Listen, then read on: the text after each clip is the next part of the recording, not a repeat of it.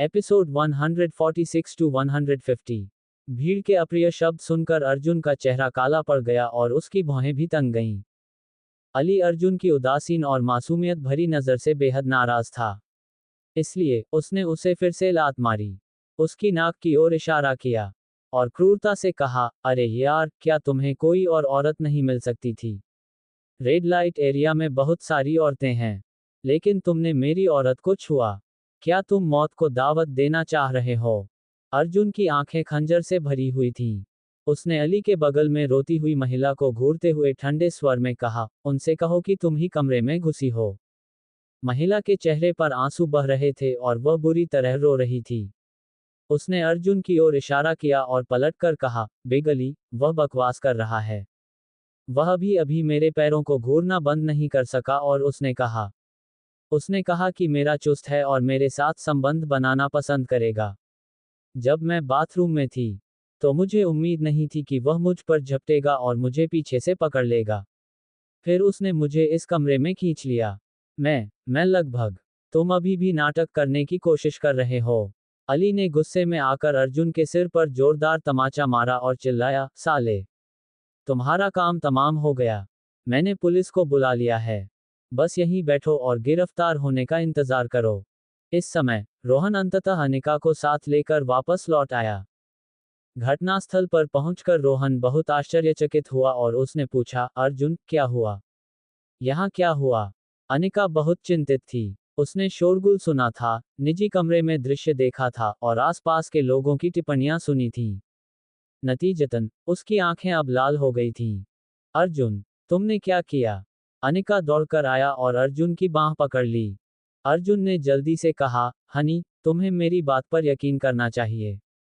मुझे फंसाया गया है। मैं इस महिला को नहीं जानता। वे मेरे खिलाफ एक गिरोह बना रहे हैं। अल ने तुरंत ताना मारा, तुम्हारी एक पत्नी है, फिर भी तुमने मेरी औरत को छूने की हिम्मत की। अरे लेडी, तुम्हारा ये पति एक विकृत व्यक्ति है। उसने मेरी गर्लफ्रेंड को इस निजी कमरे में खींच लिया और उसके साथ जबरदस्ती करने वाला था। ये सुनकर अनिका घबरा गई। उसने तुरंत पलटकर माफी मांगी, मुझे इस बात का बहुत दुख है। मेरे पति ऐसा कुछ नहीं करेंगे। ये गलतफहमी की वजह से हुआ होगा। अनिका को विश्वास नहीं था कि अर्जुन ऐसा कुछ करेगा। अली ने अपनी महिला को एक तरफ धकेल दिया और अनिका पर चिल्लाया, क्या तुम कह रही हो कि मैं झूठ बोल रहा हूँ? क्या तुम अपने पति के चेहरे पर लिपस्टिक के निशान नहीं देख सकती? क्या तुम कह रही हो कि मेरी गर्लफ्रेंड ने तुम्हारे पति को बहकाने की कोशिश की थी? अनिका डर के मारे सिकुड़ गया। अली बहुत भयंकर था। फिर भी अनिका ने माफी मांगी और कहा, मुझे अपने पति पर भरोसा है। वह ऐसा कुछ नहीं करेगा। जरूर कोई गलतफहमी होगी। भाड़ में जाए तुम्हारी गलतफहमी। अली बहुत क्रोधित हो गया और उसने उसे थप्पड़ मारने के लिए अपना हाथ उठाया। हालांकि हवा में ही उसका हाथ अर्जुन के हाथ में मजबूती से पकड़ा हुआ था। मेरी पत्नी को छूना मत। अली की आंखों के कोने जम गए। वह एक कुख्यात निर्दयी व्यक्ति था, जिसकी ताकत का मुकाबला मुश्किल से ही किया जा सकता था। इसलिए उसे उम्मीद नहीं थी कि उसका वार एक साधारण आदमी द्वारा रोका जाएगा। उसके सामने खड़ा वह बच्चा थोड़ा अजीब था। हे, ठीक है, तो फिर पुलिस को समझाओ। अली ने ताना मारा। उसी समय कुछ पुलिस अधिकारी वहां आए। पुलिस को किसने बुलाया? आगे चल रहे चौड़े जबड़े वाले पुलिसकर्मी ने गंभीरता से पूछा। मैं, अली ने कहा और अर्जुन की ओर इशारा किया। उसने चेहरे पर व्यंग्यात्मक भाव के साथ कहा, इस आदमी ने मेरी गर्लफ्रेंड के साथ जबरदस्ती की और मैंने उसे ऐसा करते हुए पकड़ लिया। उसे जल्दी से गिरफ्तार करो। तो फिर आप सब भी हमारे साथ चलो, पुलिस वाले ने कहा। अधिकारी, कोई गलती हुई होगी। मेरे पति ऐसा कुछ नहीं करेंगे। कोई गलतफहमी हुई होगी। अनिका की आंखें लाल थीं। जब उसने देखा कि अर्जुन को ले जाया जा रहा है तो वह लगभग रो पड़ी। अगर कोई गलतफहमी हुई तो हम स्टेशन पर इसके बारे में पता लगा लेंगे। पुलिसकर्मी ने बिना किसी देरी के अर्जुन को हथकड़ी लगा दी। कृपया प्रतीक्षा करें। अनिका ने पुलिसकर्मी को रोकने की कोशिश की, लेकिन उसे कड़ी चेतावनी दी गई, मैडम, अगर आप हमें हमारे आधिकारिक कर्तव्यों के पालन में बाधा डालेंगे, तो आपको भी गिरफ्तार कर लिया जाएगा। अनिका, चिंता मत करो, सब ठीक हो जाएगा। स्टेशन पर मेरे दोस्त हैं। मैं बाद में उनसे अर्जुन की मदद करवाऊंगा। इस समय रोहन, जो किनारे से उत्साह को देख रहा था, आगे बढ़ा। वह बहुत चिंतित लग रहा था। फिर भी वह अंदर ही अंदर खुश हो रहा था और अली के साथ नजरें मिला रहा था। दोनों ने एक साथ विजयी भाव से ठहाका लगाया। इस बार अर्जुन बर्बाद हो गया। उसे कम से कम 1 हफ्ते से ज्यादा जेल में रहना पड़ता। अगर मामले को और बड़ा चढ़ाकर पेश किया जाता तो उसे सजा मिल जाना नामुमकिन नहीं था। अर्जुन मुस्कुराया, अनिका की आंखों के कोनों से आंसू पोंछे, और कहा, हनी, चिंता मत करो। मैं गलतफहमी दूर कर दूंगा और बहुत जल्द बाहर आ जाऊंगा। अर्जुन ऊपर से तो शांत दिख रहा था, लेकिन वह गुस्से से भरा हुआ था। उसने रोहन को ठंडी निगाहों से देखा और मन ही मन उपहास किया। रोहन ने अंततः उस पर अपना हाथ रख दिया। अब उसे परिणाम भुगतने होंगे। अर्जुन को वहां से ले जाकर सीधे पूछताछ कक्ष में ले जाया गया। इस दौरान उससे पूछताछ करने कोई नहीं आया और उसे वहीं बंद कर दिया गया। बाहर अल और उसके आदमियों को उससे पहले रिहा कर दिया गया क्योंकि उन्हें इस मामले में पीड़ित माना गया था। पुलिस ने इस मामले को निष्पक्षता से निपटाया, इसलिए स्वाभाविक रूप से उन्होंने अर्जुन को गिरफ्तार कर लिया। ऐसा इसलिए क्योंकि इस मामले का अल और उसके आदमियों से कोई लेना देना नहीं था। पुलिस स्टेशन के प्रवेश द्वार पर अली और उसके आदमी रोहन के अपनी BMW में आने का इंतजार करते हुए बातें कर रहे थे और धूम्रपान कर रहे थे। मिस्टर कुकरेजा, अगर आपको अगली बार फिर ऐसी सेवाओं की जरूरत पड़े तो हमें कॉल करना न भूलें। अली ने लाल ड्रेस पहनी महिला को गले लगाते हुए मुस्कुराया। कुछ ही देर बाद वह अपने आदमियों के साथ चला गया। रोहन ने चेहरे पर व्यंग्यात्मक भाव लिए पुलिस स्टेशन की ओर देखा। मेरे खिलाफ जाओगे तो देर सवेर मारे जाओगे। अर्जुन की गिरफ्तारी के बाद पूरे मुंबई में उथल पुथल मच गई। कबीर, कुछ हुआ है। मिस्टर कपूर को गिरफ्तार कर लिया गया है। विला में टाइगर ने जल्दी ही कबीर को ढूंढ लिया। विला में कबीर अपने कुछ आदमियों के साथ चर्चा कर रहा था। जब नीनो गिल को पहले उखाड़ा गया था तो कबीर एक बार में केक का इतना बड़ा टुकड़ा निगलने में असमर्थ था। इसलिए उसे अपने भाइयों के साथ इस मामले पर चर्चा करनी पड़ी। आखिरकार वहां संभालने के लिए बहुत सारे स्थान थे और वे बैकग्राउंड में बहुत सारे हितों और संबंधों से संबंधित थे। इस समय जब कबीर ने घबराए हुए टाइगर को भागते हुए देखा तो उसने भौहें उठाईं और पूछा, तुम इतने घबराए हुए क्यों हो? कबीर, मिस्टर कपूर को गिरफ्तार कर लिया गया है। टाइगर को पसीना आ रहा था और वह बोल रहा था, मैं अभी वापस आया हूं और सुना है कि मिस्टर कपूर को ब्लू डायमंड होटल में गिरफ्तार कर लिया गया है। कबीर अचानक उठ खड़ा हुआ, उसका चेहरा गुस्से से भरा हुआ था। क्या? उसे कैसे गिरफ्तार किया जा सकता है? टाइगर ने बताया, ऐसा लगता है कि उसने एक महिला से छेड़छाड़ की और उसे रंगे हाथों पकड़ा गया। हालांकि हमारे लोगों के अनुसार वह महिला अली नामक एक छोटे मोटे गैंगस्टर की थी। अली? कबीर हैरान दिख रहा था, लेकिन उसने दबंगई से कहा, मैंने उसके बारे में सुना भी नहीं है और उसने मिस्टर कपूर को छूने की हिम्मत की है। वह मौत चाहता है। कबीर का चेहरा ठंडा पड़ गया और उसकी आंखों में खंजर बन गए। कुछ लोगों को लेकर आओ और इस अली लड़के का ख्याल रखो। पता लगाओ कि उसे ऐसा करने के लिए किसने मजबूर किया। साथ ही डीटन वेड को बुलाओ और उसे तुरंत मिस्टर कपूर को रिहा करने के लिए कहो।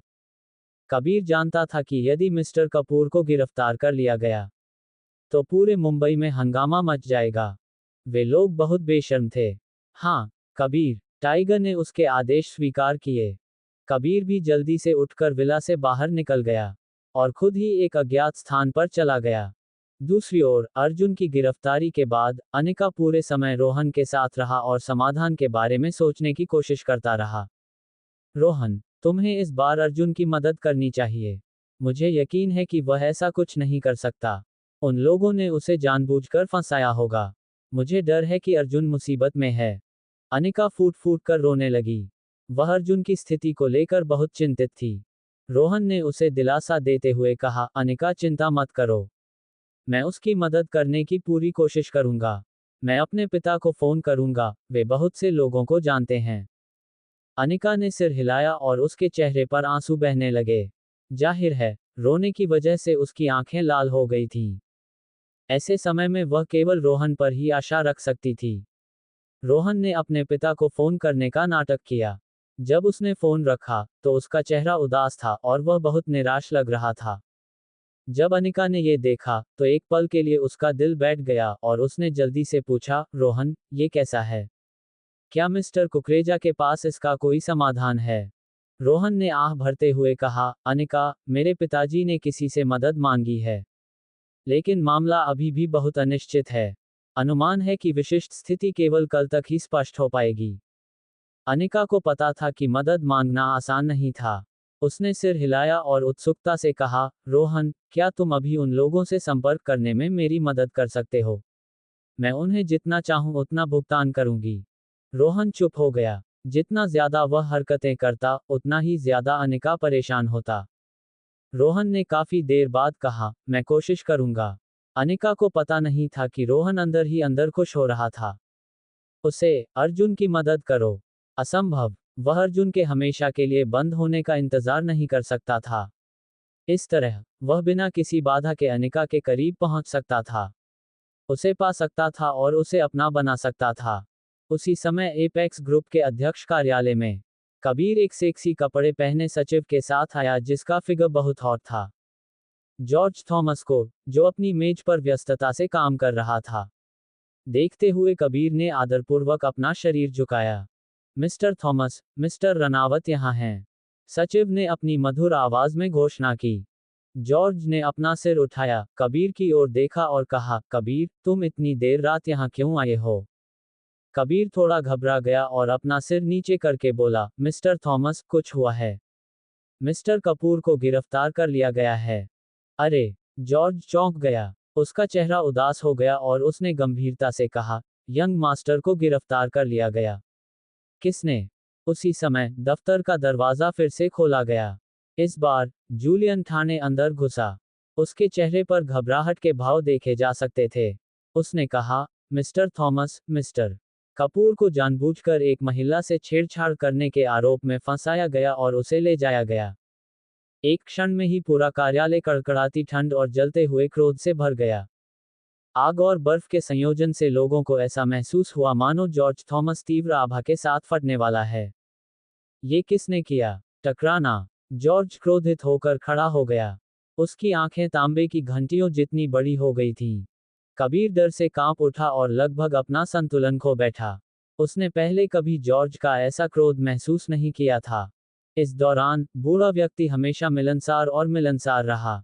जूलियन ने बताया, हमें पता चला कि यह काम कुछ गैंगस्टरों ने किया है, जिनका नेतृत्व अली नामक कोई व्यक्ति कर रहा है।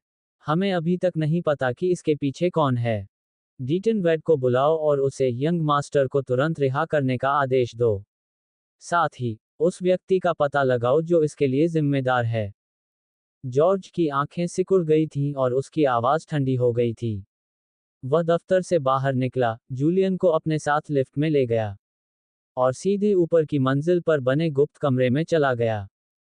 स्वाभाविक रूप से कबीर नीचे कार्यालय में इंतजार कर रहा था। वह उनके साथ वहां जाने के योग्य नहीं था। रोहन ने मुस्कुराते हुए अपनी कुर्सी पर आराम से पीठ टिकाए और इत्मीनान से कहा, मैं कैप्टन फुलर से कानून के खिलाफ कुछ भी करने के लिए नहीं कह रहा हूं। बस उसे कुछ और दिन अंदर रहने दो। उसने आखिरकार कानून तोड़ा है। हम तो बस कानून को सख्ती से और निष्पक्ष तरीके से लागू कर रहे हैं। क्या आपको ऐसा नहीं लगता, कैप्टन फुलर? रोहन हंस पड़ा क्योंकि उसके चेहरे पर विजयी सफलता का भाव झलक रहा था। अपनी पत्नी के बाद विवेक खुराना एक असफल व्यक्ति थे। यही उसकी कमजोरी थी। विवेक ने सहमति में सिर हिलाने से पहले एक पल के लिए इस पर विचार किया। ठीक है। 10 मिनट बाद विवेक ने दस्तावेजों को छांटना समाप्त किया। वह निर्देशक के कार्यालय की ओर बढ़ा, दरवाजा खटखटाया और जवाब मिलने के बाद कमरे में प्रवेश किया। उस समय मुंबई शहर कानून प्रवर्तन ब्यूरो के निदेशक डीटन वेड आधिकारिक मामलों को निपटाने में व्यस्त थे। वह जनता के अच्छे सेवक थे, जो देर रात तक काम करते थे। विवेक, तुम इतनी देर से यहाँ क्यों आए हो? डीटन ने उसे दोस्ताना अंदाज में अभिवादन किया। अपना चाय का प्याला उठाकर उसने एक घूंट पीने से पहले उस पर धीरे से फूंक मारी। डीटन का विवेक पर अच्छा प्रभाव पड़ा। वह एक सख्त और सावधान व्यक्ति था, एक संभावित प्रतिभा।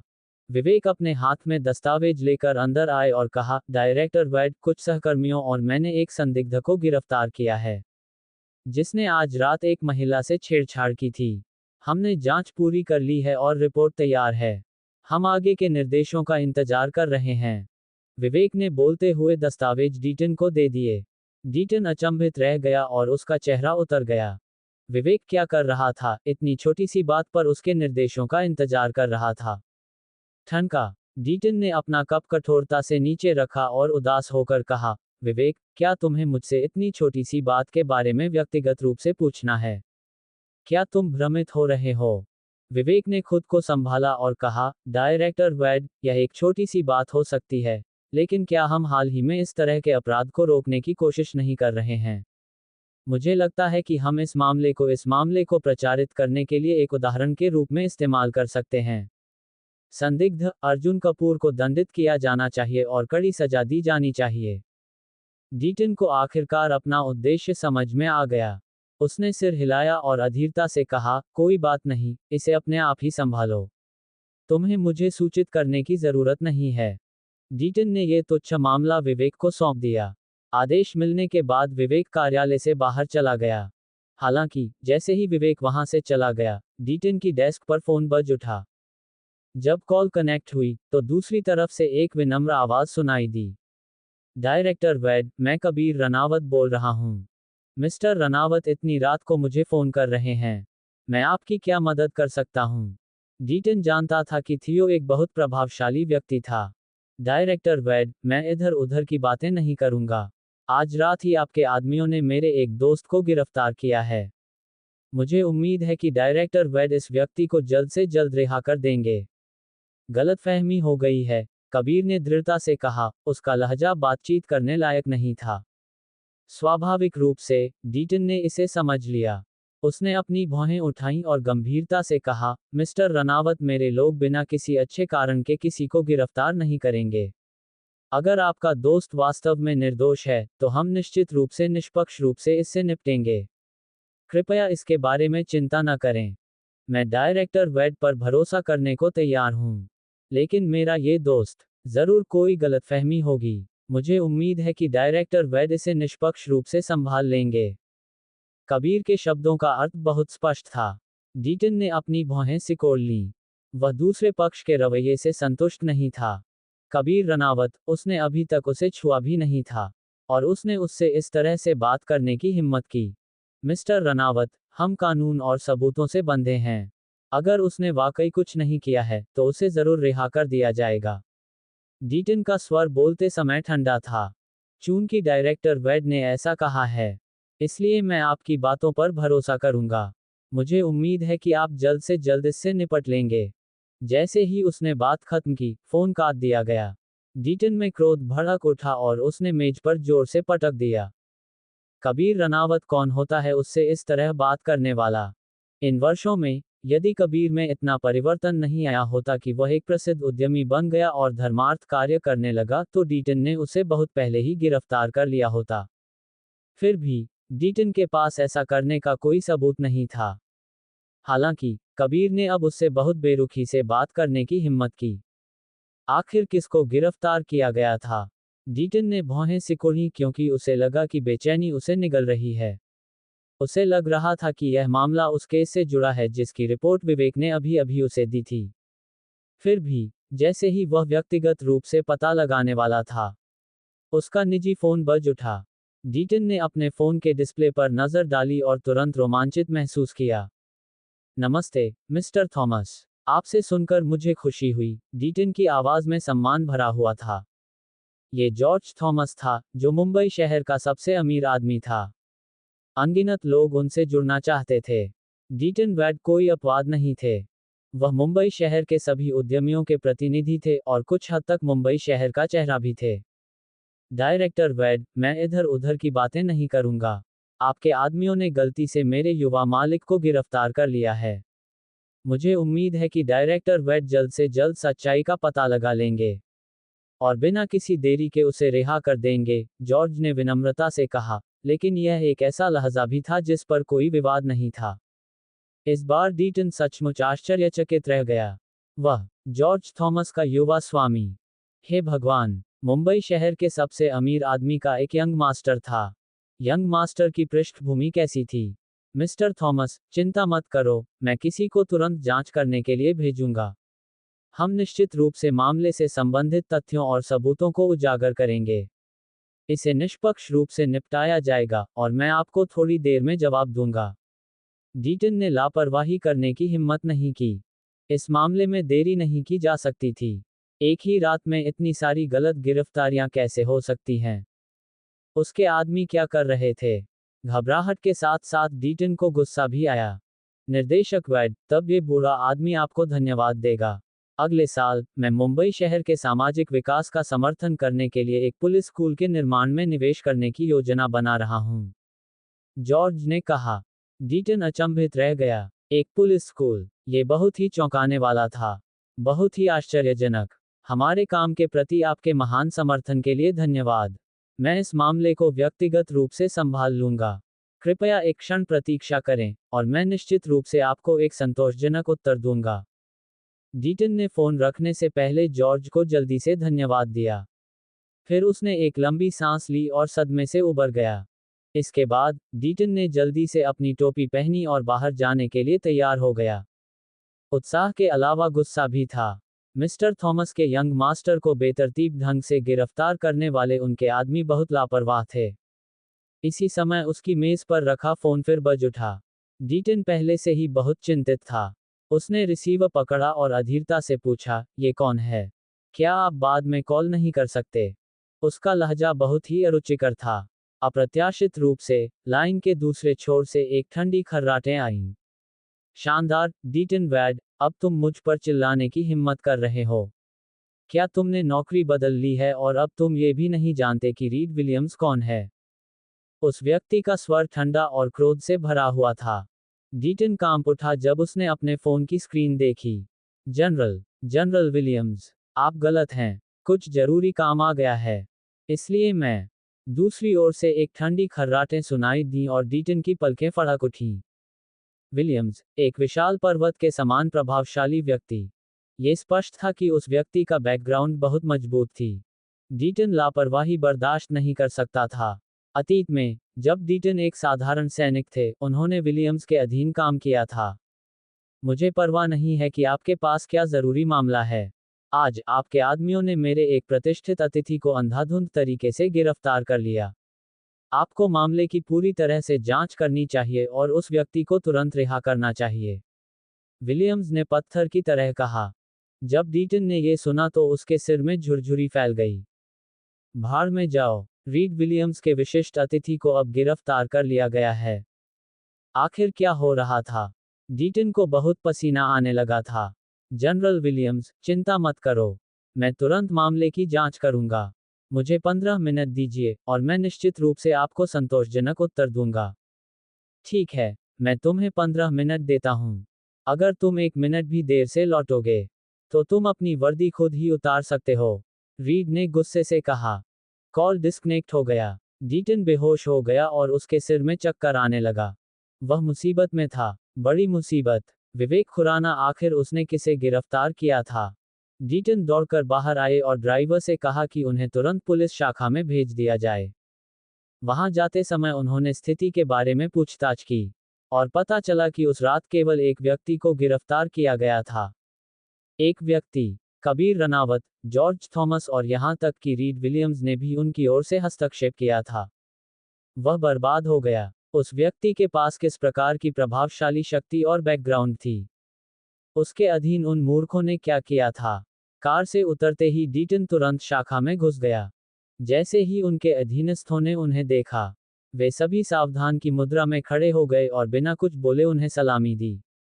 क्यों? वे अनजान नहीं थे। वह उनसे सवाल पूछने के लिए वहां था। विवेक खुराना, यहां से तुरंत निकल जाओ, डीटन ने जोर से गाली दी, और कप्तान के कार्यालय का दरवाजा लात मारकर खोल दिया। इस समय, विवेक कार्यालय में अपनी पत्नी के साथ बहस कर रहा था। वह चाहता था कि उसकी पत्नी चाबियां लौटा दे, लेकिन उसने ऐसा करने से इनकार कर दिया। इसलिए, उनमें लड़ाई शुरू हो गई थी। विवेक ने तुरंत फोन रख दिया और डीटन को देखते ही मुस्कुराकर उनका अभिवादन किया। डायरेक्टर वैड, आप यहाँ व्यक्तिगत रूप से क्यों आए हैं? क्या कुछ हुआ है? डीटन ने मेज पर जोर से थप्पड़ मारा। विवेक की नाक की ओर इशारा किया और चिल्लाया, तुमने बहुत अच्छा काम किया। वह कहाँ है? तुमने उसे कहाँ बंद कर दिया?